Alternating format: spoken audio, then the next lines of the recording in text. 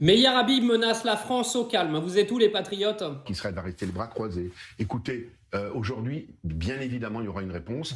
Alors, est-ce que c'est imminent ou est-ce que c'est seulement au stade de la menace pour vous Non, quoi la souveraineté pour vous imminent, c'est décidé, c'est acté enfin, de ce que je pense comprendre, que si jamais il y a une reconnaissance d'État palestinien, Israël ne restera pas les bras croisés.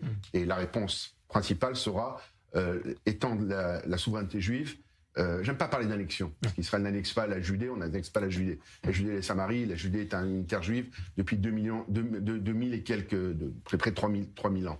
Mais aujourd'hui, encore une fois, que tout s'arrête, qu'on arrête cette fuite en avant pour soutenir des mouvements djihadistes, terroristes, donner une prime au Hamas, libérer les otages. Au moment où on vous parle, vous avez vu la seule famine qu'il y a, c'est la famine sur les otages. Vous avez vu le bras de la personne et le bras qui mettait la caméra et le bras des otages. Donc aujourd'hui, on va espérer que la France se ressaisisse.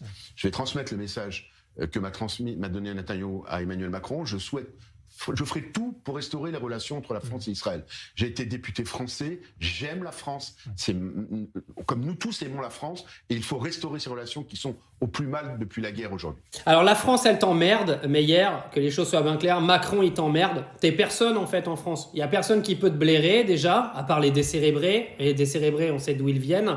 Donc juste ferme ton claque-merde, on s'en fout de ta vie. La France reconnaîtra l'État de Palestine si la France doit reconnaître l'État de Palestine. T'es personne en fait pour venir menacer la France. Donc déjà, à partir du moment où tu prononces des menaces, la prochaine fois que tu viens sur le territoire, normalement tu es censé être arrêté par le gouvernement français. Donc on va voir s'ils portent un petit peu leur boule. Parce que toi et tous tes copains propagandistes qui se cachent à chaque fois en Israël pour venir menacer les intérêts de la France, bah bizarrement, vous n'êtes jamais arrêtés. C'est quand même drôle.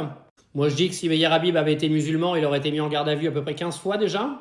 Alors qu'il considère le Hamas comme du terrorisme, etc., moi j'ai pas de problème avec ça. Par contre, le gouvernement israélien, c'est exactement la même chose. Le gouvernement israélien est un gouvernement terroriste, donc arrêtons de raconter des conneries. Et clairement, à partir du moment où Meir Habib fait partie du clan Netanyahou, il fait partie du même groupe. C'est incroyable l'importance qui a été donnée à ce pauvre gars qui est Meir Habib, oui, parce que clairement le mec il cherche juste la lumière, hein. Il sert à rien, en plus il vous parle à chaque fois de ses prophéties et tout.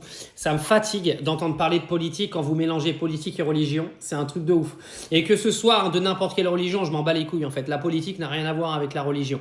Donc quand tu commences à mixer les deux en disant que la politique de ton pays est soi-disant liée à la religion, c'est rarement bon signe pour un État. Et il serait peut-être temps de vous réveiller les Israéliens et de dégager un petit peu tous les bouffons qui représentent votre pays, parce qu'ils vous mettent sacrément en danger, clairement.